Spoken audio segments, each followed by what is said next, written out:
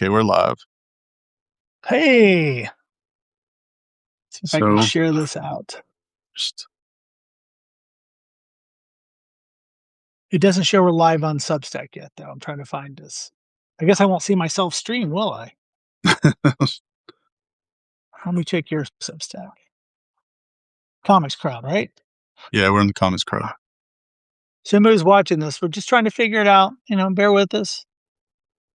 Comics Crowd. All right.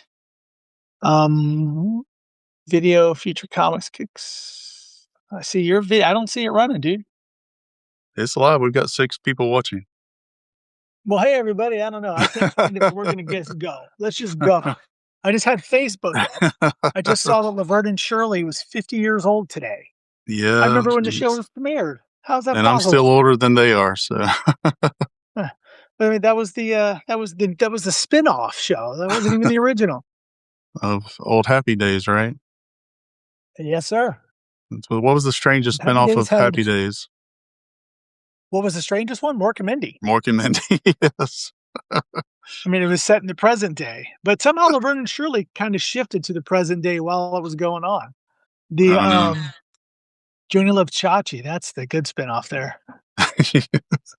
Yeah, I watched like all 6 episodes or whatever. My sister was in love with Scott Baio. Oh, wow. Still relevant. Still relevant. Was a little, yeah, so anybody watching this is like, what the hell are they talking about? This is about comics. We should introduce ourselves. Go for it. Hi, I'm Martin Pierro. I am the publisher of Cosmic Times. I am now celebrating, I guess, my 17th year in business. I make all kinds of independent comics. Been doing it for, like I said, about 17 years. Having a good time doing it about half the time. So, yeah. And I met Kevin in 2010, and he's been doing comics for how long, buddy? A couple of years less than you. I guess that we're going on 16. So technically, I guess we started in 09, but really didn't make a comic until the end of 10. And so that's where I count us as starting, when we actually put pictures on paper at the end of 2010. So I met you right at the beginning then. 2010 Heroes Con, right? Yeah, still doing it, man. Still doing it. Why are we doing that? I still love to do it. If I just made them for myself, I would do it. I'm not even kidding. I'm that obsessed with it. I'm that dedicated to it. It's something I've wanted to do since I read the first appearance of Moonstone and Incredible Hulk sometime in like 1977 or whatever. Wow. And so I'm still here doing it. Wow, yeah. Moonstone. Yeah. Was that the first comic you remember reading, or what was the first comic? I'm not sure exactly. I remember that one. I remember the first meeting between Spider-Man and the Jessica Drew Spider-Woman, which is a crazy, great comic. It's still a good read today. I remember the Shogun Warriors comics, if you remember those. Yes. And Godzilla, where he was fighting Nick Fury and S.H.I.E.L.D. So I'm not sure. Yeah, those books. Where they fall. The Shogun books got me into the Fantastic Four. It was a great gateway drug because the Fantastic Four were all over the last few issues of that. Yeah. And I don't know how people get into comics nowadays, but that was similar time. Shogun Warriors, Micronauts, and Star Wars were big for me when I was starting to read comics, and Spider-Man, just random Spider-Man.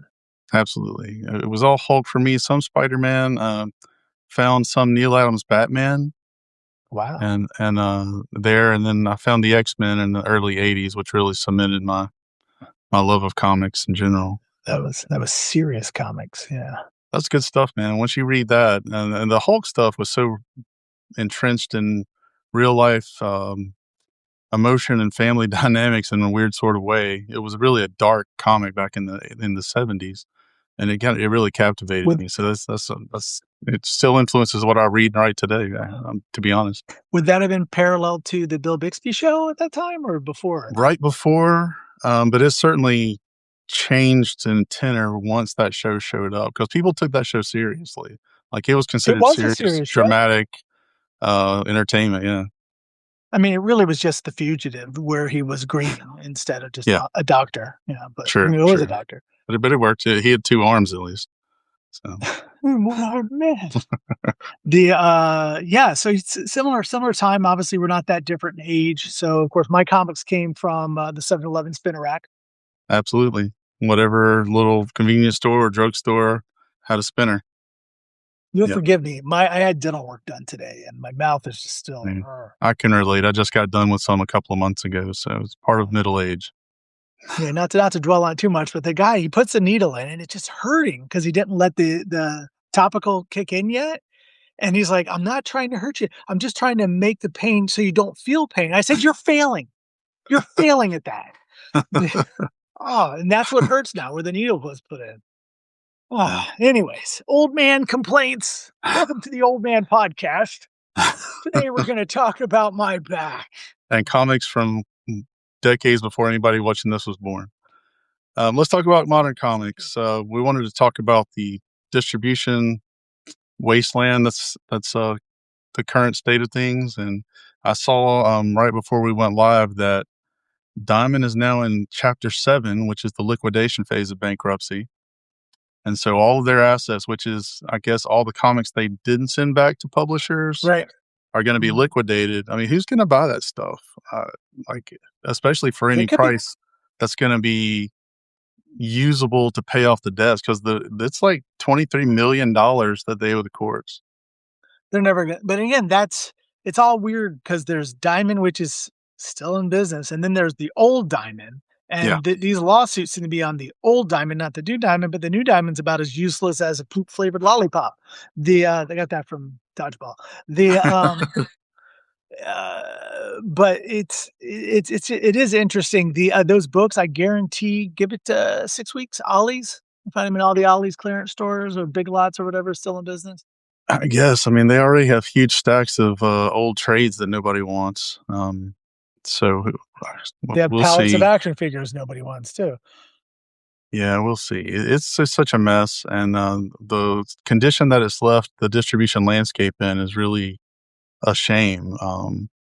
I know we talked about this ad nauseum the last time we went live, but it's still true. It's people like us, self-publishers, almost have nowhere to go now that Diamond's out of the way.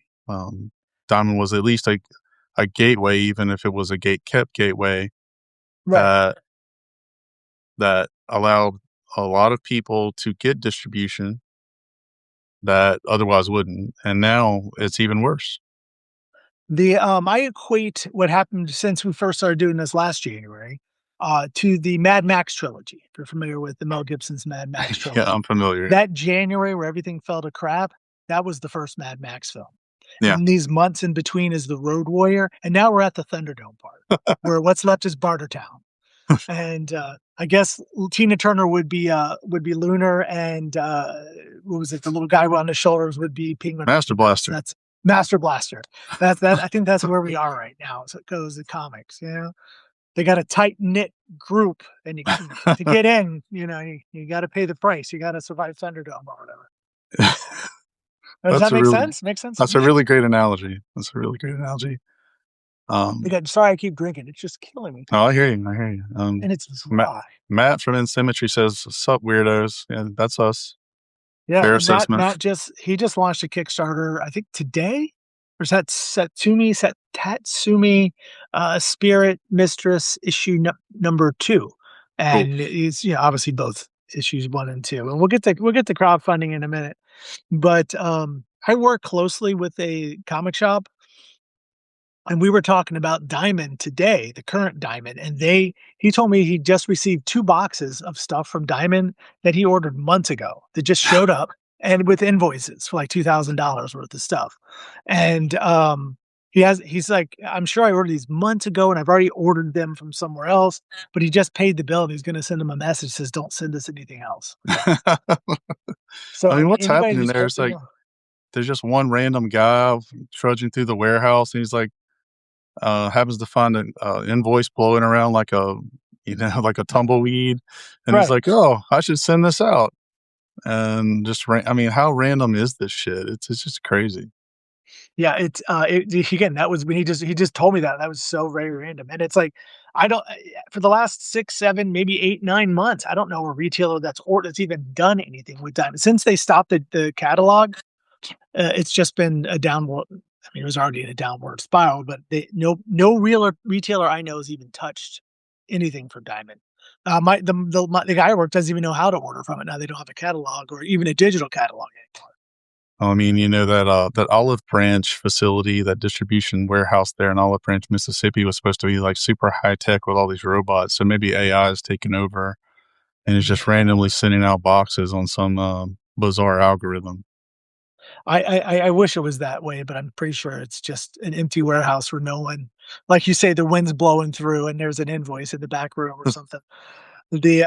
So yeah, again, you have Penguin and Lunar who are they're kind of hitting all the right marks as far as retailers go. I don't know retailers are unhappy with them. The only complaint I seem to hear is that they have to order from 2 different websites. Yeah.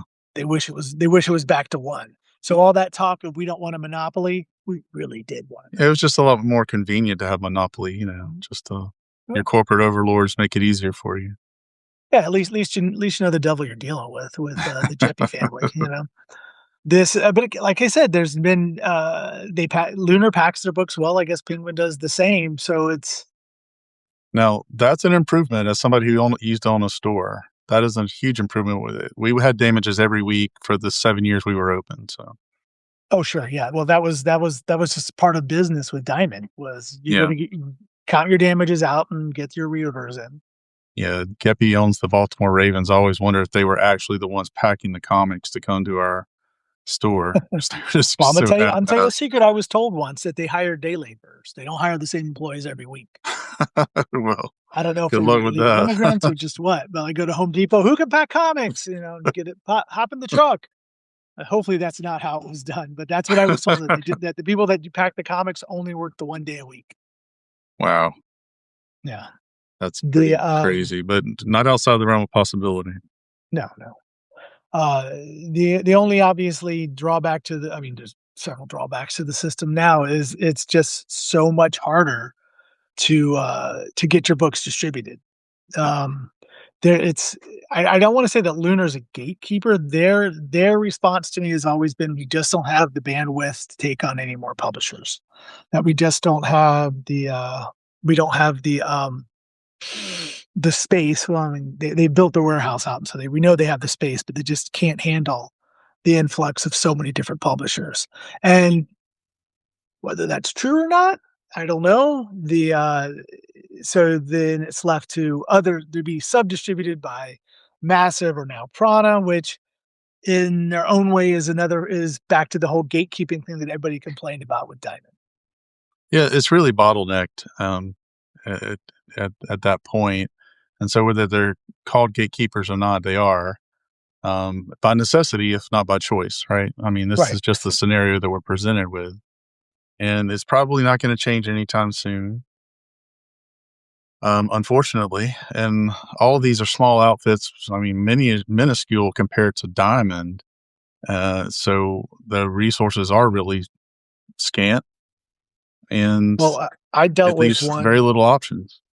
I dealt with one who I think I have a bigger staff than. So that's kind of a weird juxtaposition. I'm asking for help from a company where I think I have l more resources than they do, but what are you gonna do? Yeah. It's, like I said, I don't know if they were given power by Lunar, Massive, and Prana, or it's just that it was just more convenient for Lunar to use them to get other publishers at least a shot at the big leagues.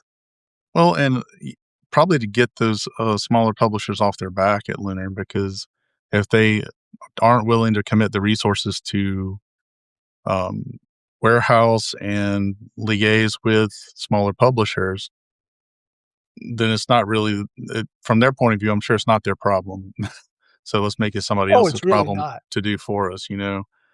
To be It's a honest sad with you, state of affairs, but it's real. It's the reality. with smaller publishers, you're looking at, yeah, I know many who, I know a medium-sized, almost large publisher who fails who was failing to deliver their books on time, and Yeah. Lunar ended up having to cut them loose. And I know Diamond dealt with it all the time with smaller publishers who either didn't get their books on time or never shipped them because of cost and low orders. So I imagine Luna looks at that like we just don't want that kind of hassle.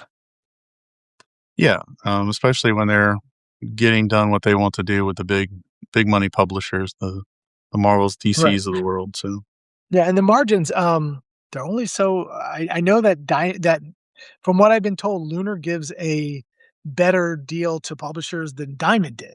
wow. So it's a larger percentage the publishers get to take, meaning that Lunar's profit margin is so tiny between what they charge the publishers and then what they charge the retailers.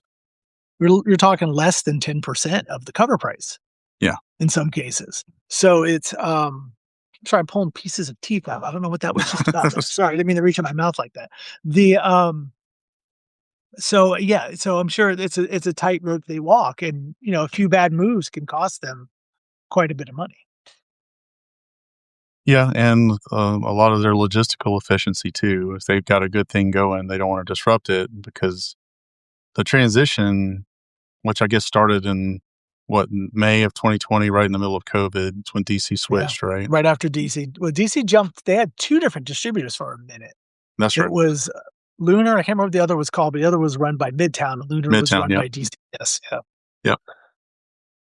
And now there's rumors and talk that when Universal comes in, they're going to take DC from Lunar. Wow.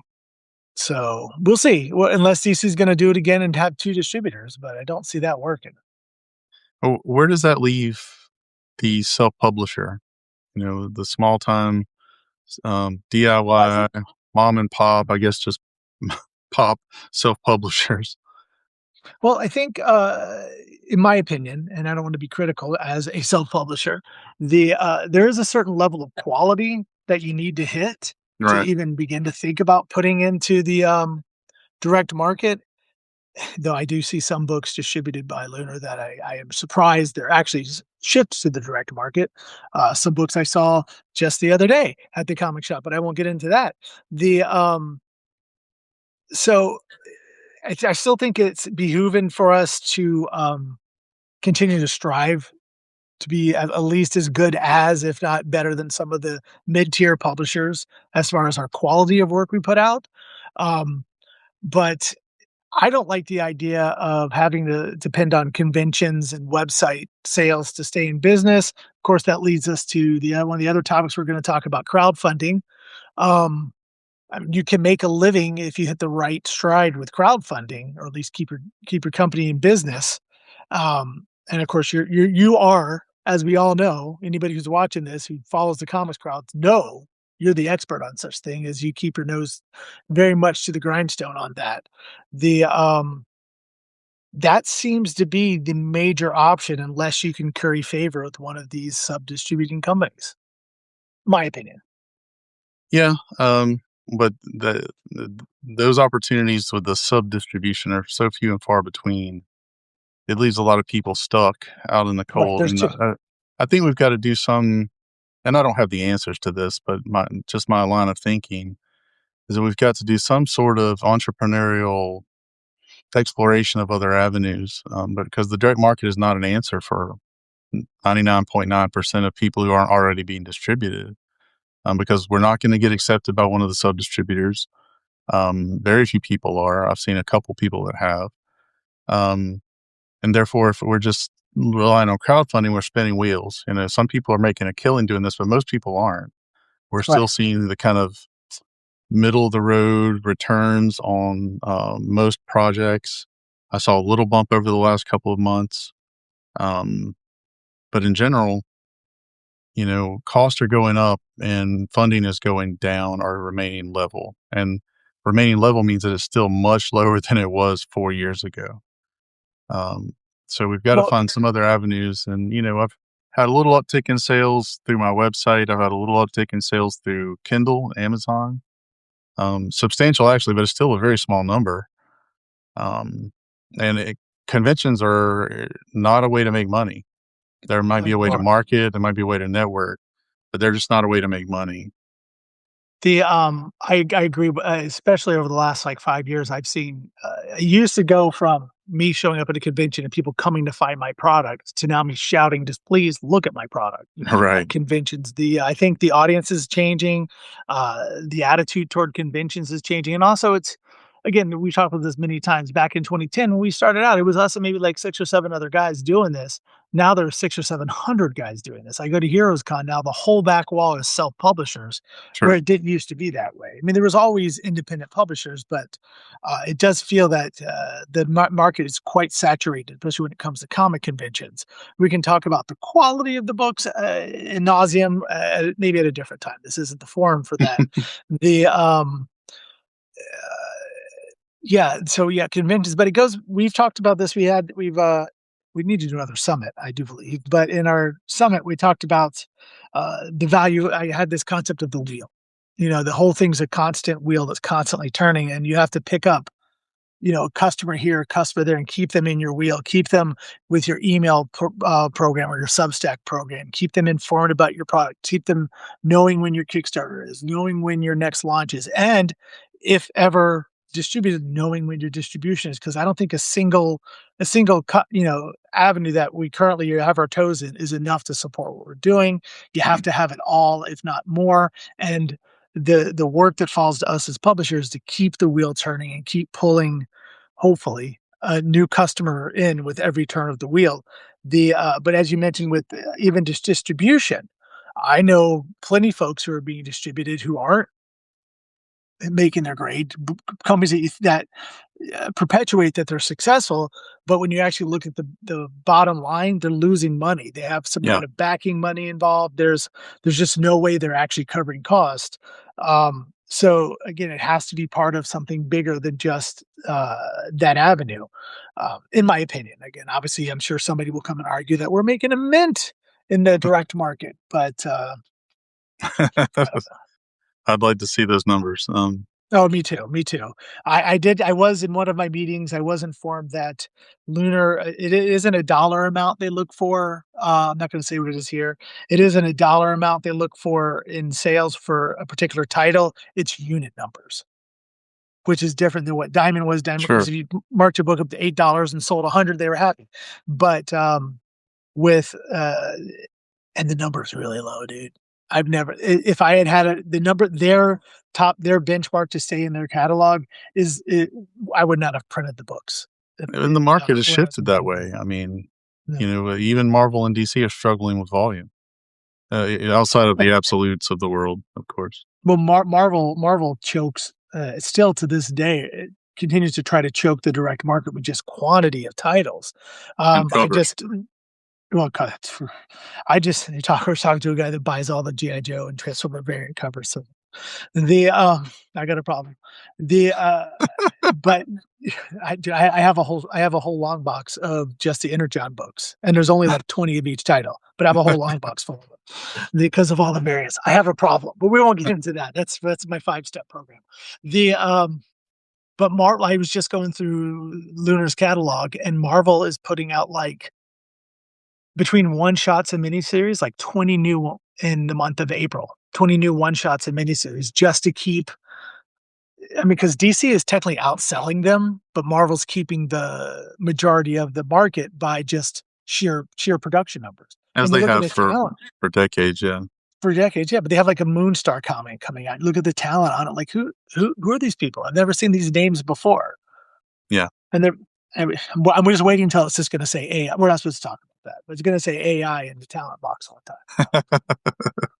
But Well, DC, I can't say DC is killing it in they sales are. and quality of their books. They are. I mean, I use the Ultimate app, the DC Ultimate app, to read most of that stuff. So I get it a month or so late, but and I do the same for Marvel, which theirs are a few months behind. But Mhm. there's no competition. I mean, DC is murdering them in terms of quality. They're just eons ahead in terms of making just better books right now. And it's I the mean, they all have investment the in talent and editing. You can tell. oh, sure. I mean, they both of them have their lower tier books, that nobody, the lesser books that aren't gonna sell that well. But as far as their top tier titles, the argument always with Spider-Man and Batman. Batman's killing Spider-Man in Yep. sales and quality, in my Yep. opinion. The and the DC KO event, it's not my cup of tea, but it's fun. It's selling well. People are reading it, and It's of course, bubblegum type of stuff, popcorn, movie theater 100%. stuff, There's but it is no fun. substance. It It's makes fun, no but it's sense at all, but it's still kind of a fun read. are you following it? Yeah, I've been reading the main title. Oh, I've no. tried to read a few of the ancillary ones, and they just lose me because they're trying so hard to not let one hero beat the other for some reason that they're missing a story. Yeah. It's just No. really flat. That that But that the main that title is just weird enough and stupid enough to be fun. So right. I've enjoyed There's it. 0 character development in it Nothing. whatsoever, but it's There's just nothing. No. no, but It's I find basically a myself enjoying. Superman story, and even he's just running in circles. So Well, it's definitely Superman's book, the way yeah. they're writing it. Was it who's writing? Is it Jeff Johns? Who's writing that? No, I don't think they let Johns write Oh, stuff Scott anymore. Snyder. Scott Snyder's writing it. Scott Snyder. Yeah. So it's gonzo Yeah. as hell because that's what Snyder does these Yeah. days, which is cool. I mean, Sure. somebody's got to take those swings. I like it. Well, these guys like Snyder and Joshua Williamson, they're writing books across the board with different companies and all this stuff. The I don't know how they find the time to write that much. They must not have families or something. I don't know. I think if they're dropping, hefty page rates, you would find the time. You know what I mean? I would I guess prioritize they too don't if have that's to how I run made my money. they don't have to run the other aspects of the business. I guess if I just You, could sit and write comics all day, I would do. we pay people to make comics; they get paid to make comics. That's the difference. Huh, what a The concept, foreign right? concept, yes. Yeah. But, yeah, I'm digging what DC's doing. I'm not really a ma I read a lot of I read the Energon books, that's my jam. The Image comics, and I dip my toes in the different things, but I am caught up in, the DC KO. I'm reading Aquaman. Actually, I just did it today's Tuesday. I shot it real late because of my dental work.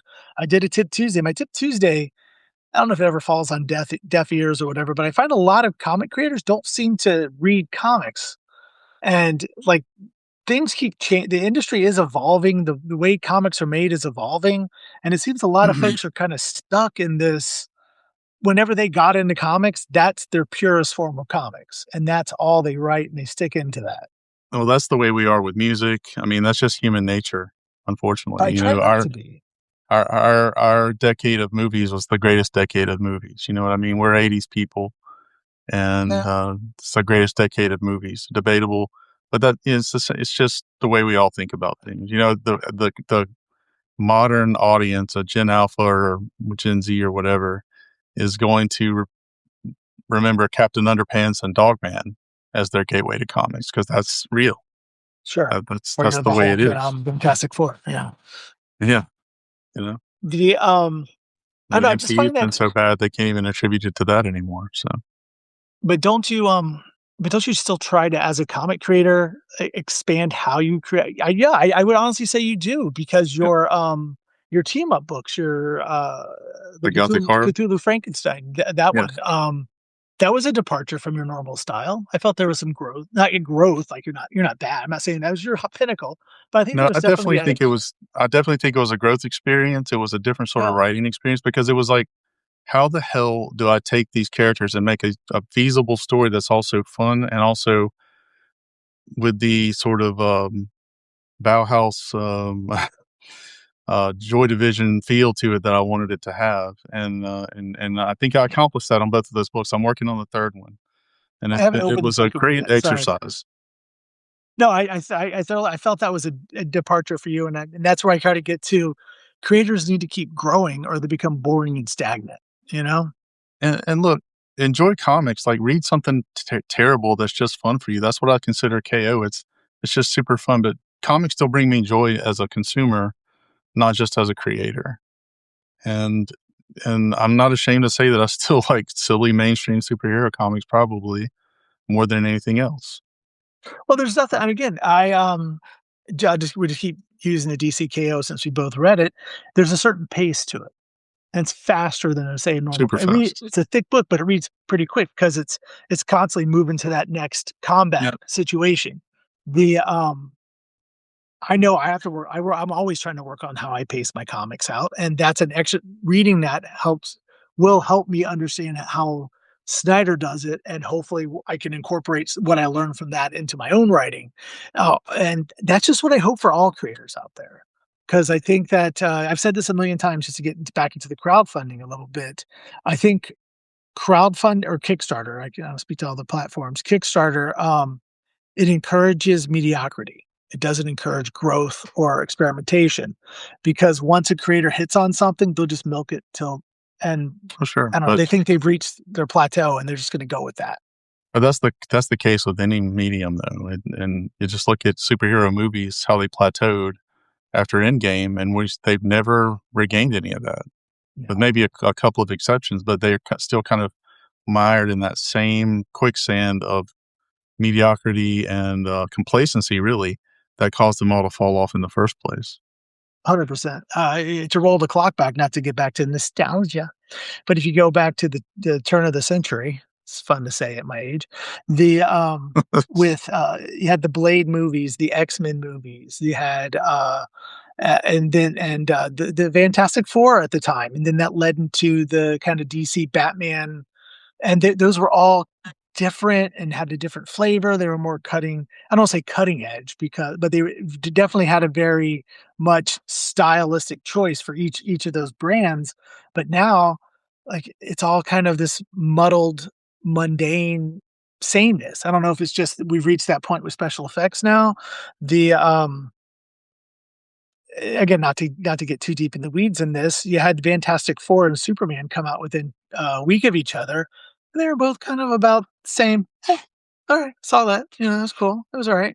I thought one was better than the other. I don't know if I want to Me get too. into that, the uh, but again, there was a certain even the color palettes. There was Superman was slightly brighter, but just because of his costume, the rest of the movie was virtually the same color palette as the Fantastic Four, which is not much different than the color palette from the Thunderbolts, which was it's like it's all kind of this muddled mess now, where there's not that kind of, I guess, experimentation like we saw with in before superhero movies were a thing. When you Well, had go back Blade. to the Netflix Daredevil shows, and each one of those Oh yeah. had its own color palette Mhm. and a feel and a vibe and a sense of anxiety A color to palette each that was show. actually based on the comic it came from too, Yeah, you know?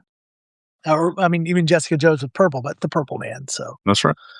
the, The best of and those but shows, by the way, that first season of Jessica Jones is transcendently amazing.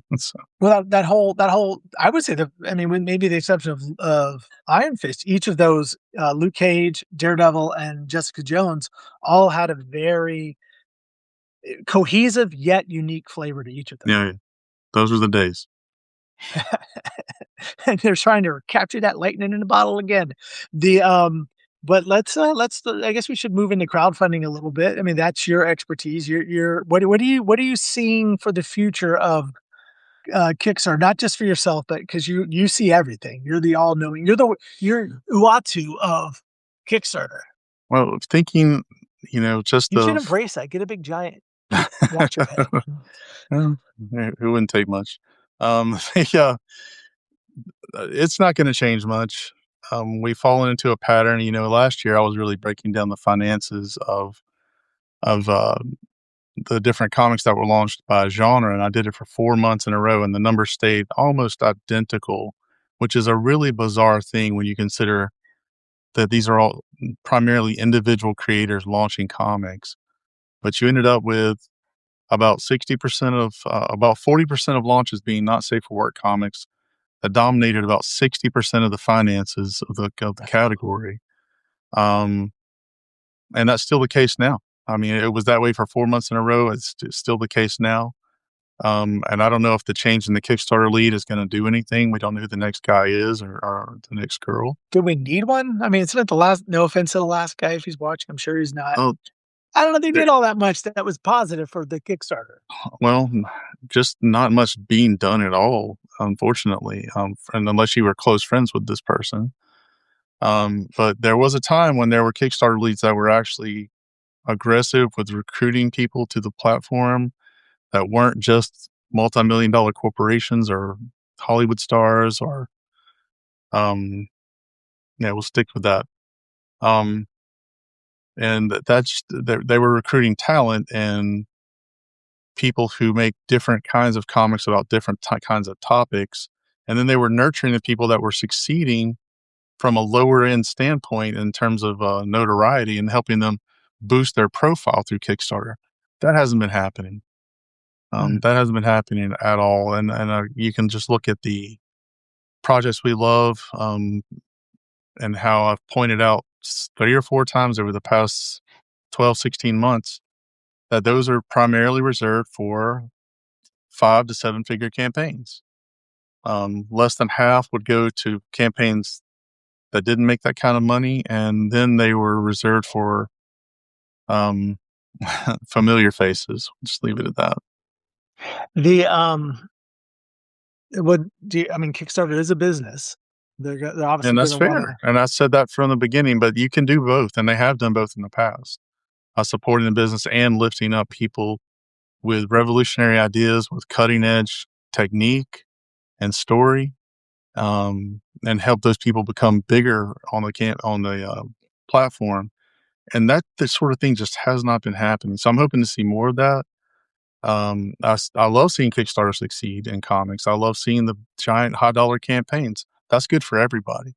There's no evidence that that's bad for anybody. But when that's the sole focus of the platform in terms of promotion is problematic. When and not filtering the not safe for work comics out into their own category. I wouldn't say category, into their own search function. Label? Let's put it that Yeah. way, search filter, so that the average Joe who's not there for porn can jump on the search and look for comics. And if he's looking for something that's just boneheaded superhero stuff, there's a lot of that on Kickstarter. But then he's going to see it next to bondage porn that's unfiltered or uncensored in terms of the Kickstarter art cover, and that turns people off. I made this case for Lord since July of 24, and you know what they did in response to that information? They made a newsletter inviting people to come Right. see more We porn did a live comics stream on about it. Kickstarter. Yeah. Which did that ever get The past one not for newsletter? me. I don't think it did. I don't think it made it Mm. past one. But Yeah, still, it's kind of exactly. a slap in the face to a lot of people who think that everybody benefits if there's a filter for not safe for work comics. If that's what you're looking for, you can find it all. If it's Right. not, you Put it don't all have to see together any for of you. it. That's right. It doesn't But hurt is anybody. And in fact, I the think question everybody is benefits. But who is knows? it I don't think 2 that's going to separate happen. audiences? Is it 2 Hmm? separate audiences, or is it No, just the same audience that likes our there's comics, likes porn too? there's definitely bleed. There's definitely a Venn diagram where that crosses over, and I can't say how much of that crossover there is. However, there's also a significant number of people that don't go to Kickstarter to see that. And I have no The problem with it. I have no problem with it being there. I have no problem um, creating or consuming rated R plus comics, but we have to be considerate of the rest of the audience that may or may not be comfortable with that, and make room for everybody.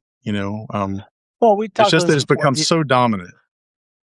Right, it's the we talk about the analogy of the video store. You don't put the porno movies at the front counter. They go back behind the curtain because somebody's there looking for Bambi, and they're not Yeah, looking and for Bambi and Thumper, you know what I'm saying? Thumper, I barely knew her, but Ow. but Hopefully people it are doesn't watching even have this. to This is be that. quality comedy. It can be the it doesn't even have to be that extreme. It doesn't have to be behind a curtain. It could just be over here, Right, just through an extra click to get to all that.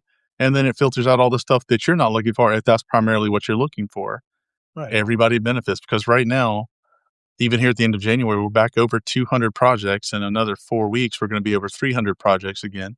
It's impossible to find anything. At some point, you're facing the same problem that the Diamond catalog had with just saturation.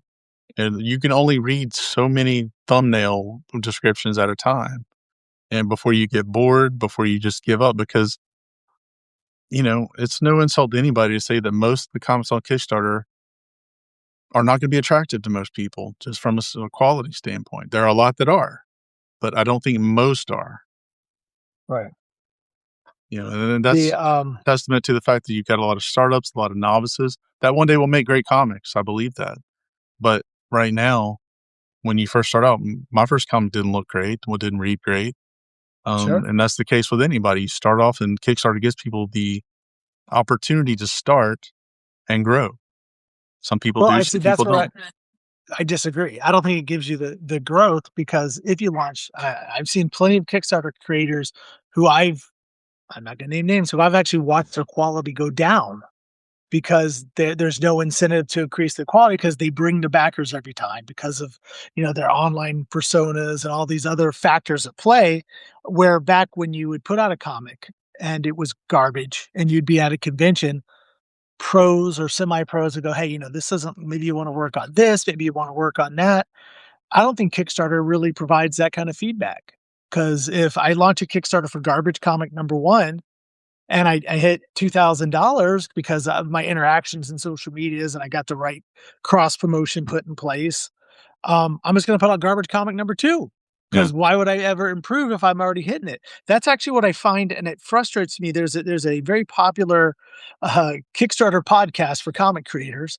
I won't name names, but we know who I'm talking about. And I really enjoy the podcast, but it's always about how to market your comic, seldom how to actually make a better comic. It's like, well, I make a junk comic. Well, let me tell you how you can market and sell it to 100 people. Well, Well, why don't we tell them how to make better comics or how to, there's improve other their resources quality? out there, but they're harder to find, I think. I just find Don't it's not in this crowdfunding space, this initiative to make better comics. It's just to make more money or sell more units.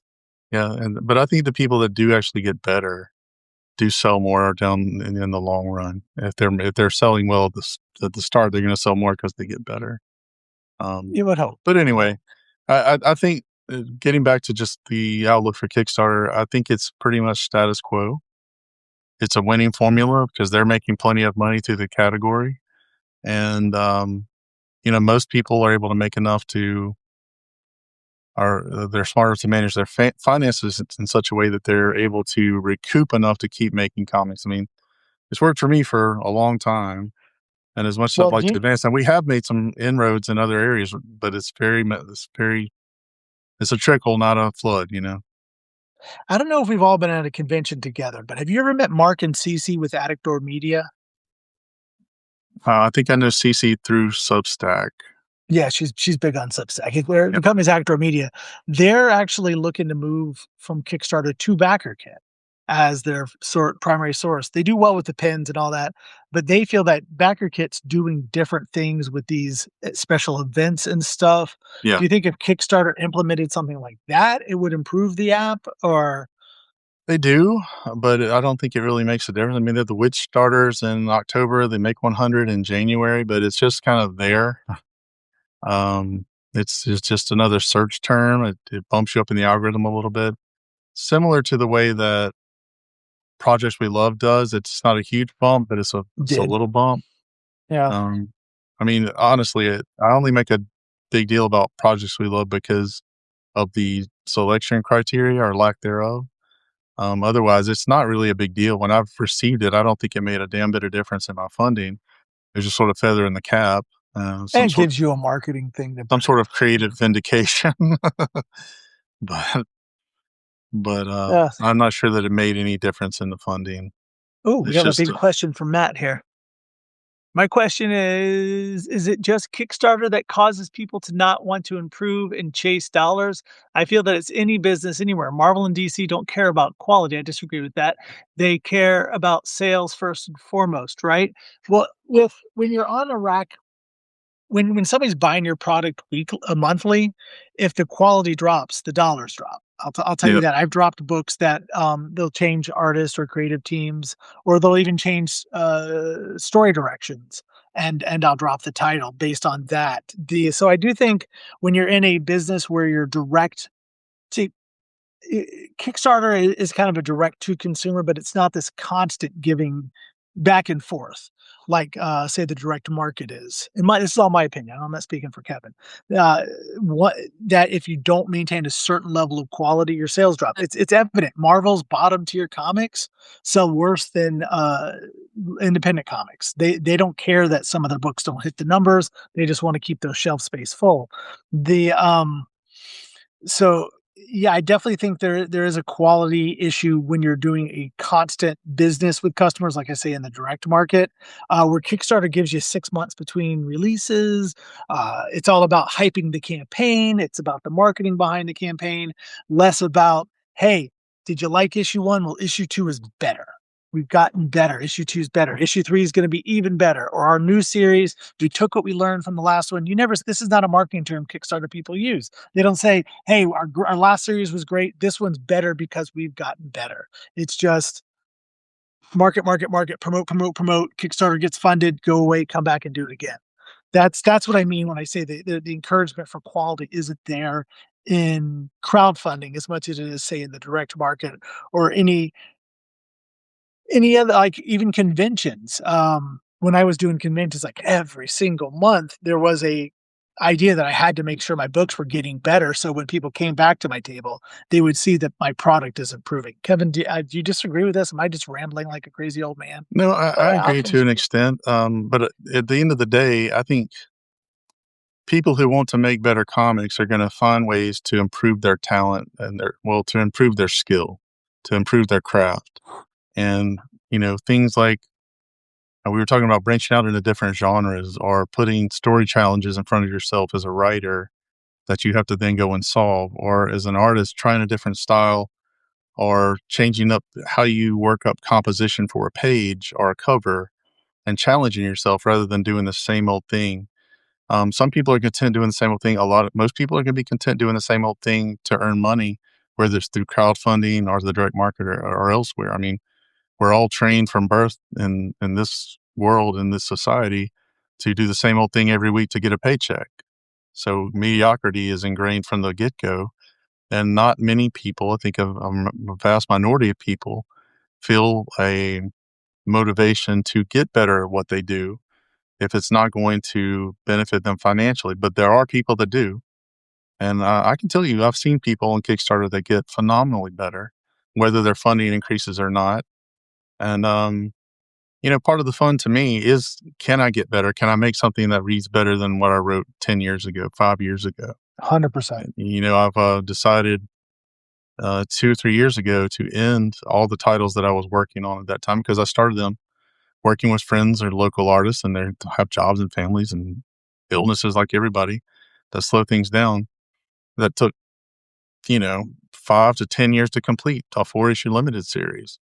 But we're working on scripts that I wrote in 2012, Right. and I want to work on scripts that I wrote in 2025, right, or 2026. So I made that Like a change, sword, and I'll that's. take what I can get. Yeah. But there are people that are working to get better. It's just not most people. Um, Well, but I let's do use this see as it. a segue. Let's Yep. segue this into, again, trying new things and doing kinds of experimenting. We have a project. We should pimp that now because it's about that time. Yep. We have a project that will be launching on Kickstarter. I'd hoped February 1st. It looks like it'd probably be mid-February because we're still waiting on some art. Which for me is a whole new experience because I've never written anything that. Would you say it's a mature comic? The more I think about it, No, I think it's I a mean, it's it's just a it's more of an '80s like teen comedy level with of a maturity. twist. Yeah, it's definitely twisted, but I don't think it's a mature comic as much as it's like a National Lampoon sort of comedy is what is the kind of vibe I think it has from a fun standpoint. But then there's about 6 pages that are dark and super twisted, Yeah, that's part of the or 5 fun. and a half. When that happens, I think it's funny. Yeah, we're working on a book. We can say it. It's called Turbo Teenager or Turbocharged Teenager. It's the story of a boy who gets teenage boy who gets zapped through some weird experiment and is merged with his car, but they don't exist at the same time. Either he's the teenage boy or he transforms into the car. This might sound like an '80s TV show you watched growing up. Um, Not many people watched it, but the concept was to take that concept and kind of twist it, make it a little more modern, and mix this kind of cartoony thing with body horror, which is why we're doing the book together, because Kevin's the horror guy who knows all about that sort of stuff with his years and years of vicious circus and other dark twists. So yeah, it's going to be hopefully launching mid-February. The pre-launch page is live, but I don't have it really ready for public consumption yet because I'm still trying to figure out that logo. It's what's the name of the guy who's drawn it? Because I don't know. Ian Warianto. Ian Warianto. Thank you. That's what I could never have tried to And say. colored by Anton Bandy. Yes, with additional pages that he hasn't started working on yet, but hopefully soon, by Oscar Pinto. The great Oscar Pinto, yeah. Who is a great horror artist. Yep. So we're actually mixing two genres or two art styles together. It's going to have this kind of cartoony vibe, and then when you turn the page and he transforms into the vehicle, it's going to turn into grotesque body horror. It really has a weird science kind of vibe to me, in terms of having that science that kind of edge to it, but still having the comedy. So. Well, think about what happened to poor Chet in Weird Science. That was body horror, to say the least. Thankfully, that's not a scene in our book, but yeah, Chet. Maybe the next one. But yeah, we're looking at that for February. I've got all the initial art pages in, about half of it's colored, and then we're going to get Oscar to finish up his part. That's going to really put the capper on this. And one of the covers is going to be by Larry Watts, who, speaking of quality, I got to say, I got it right here. Larry Watts is a great artist. He did a lot of great work for Dynamite and other publishers along the way, Zenoscope, the Robin Hood book. But he did his own book earlier last year on Kickstarter called Ghost Baby. This is his best work ever. His art in this is just amazing. So I guess when you do something for yourself, maybe you try a little harder than you do for Zenoscope or whatever. Or he's just evolved as an artist, and that's where he is now. Uh-huh. And I showed you the cover he did. He's almost finished coloring it. So again, back to pushing yourself to grow. That's definitely something I've seen from Larry and other artists I've worked with over the years. Yeah. Frankly, if I'm still working with them, they're still growing. If I'm not, maybe they got stagnant. So looking forward to that. It's going to be a lot of fun. Yeah, definitely. We'll obviously be seeing announcements about that. Your Kickstarter just wrapped earlier. How did you do? You feel good about it? Not really. What's a good if I'm being honest about it, had a great first day and then it just kind of disappeared. So I'm not sure, but I'll do a nice postmortem and make some determinations about how to change things up going forward. So well, I was excited about it because it was something new. It started off like gangbusters and just kind of fell apart. But we have to be honest with ourselves when things don't go right and make a good, clean assessment and prepare things for next time. So, but I'm sending it to the printer tomorrow. So the book is done. Real quick, even if they do go right, you still need to do the postmortem. I mean, you need to see what went right, and double down on that next time. So yeah, I think I have a clear understanding on this one, but I'm going to look in the numbers and see what happened. So, but anyway, thanks for everybody who supported it. You're going to get a really fun comic, a really beautiful comic. And thanks for everybody who I guess watched this. I guess it's time to wrap this thing up, huh?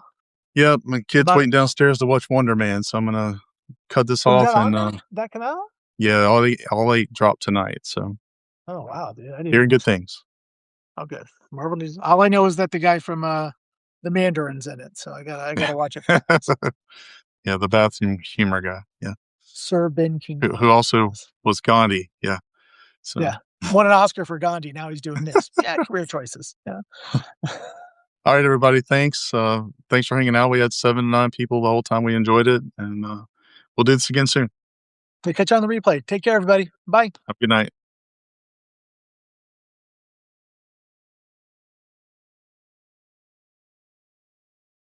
First in line.